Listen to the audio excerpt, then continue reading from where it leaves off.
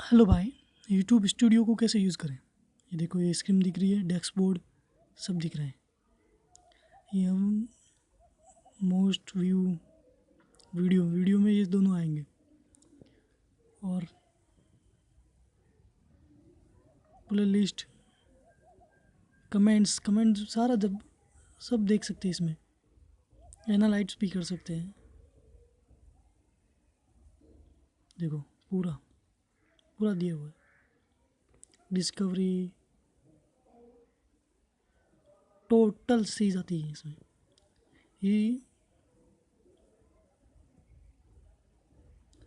और ये direct YouTube पर नीचे दिख रहा है ना, ये डायरेक्ट यूट्यूब में चला जाता है। ये सेटिंग है, सेटिंग का बटन ये पुश करनी नोटिफिकेशन के लिए। ओवरव्यू, ये दो ऑप्शन होते हैं इधर। सब्सक्राइब भी बताएंगे, सब कुछ बताएंगे इसमें। Thank you for watching. Please subscribe कर देना चैनल। Thank for watching.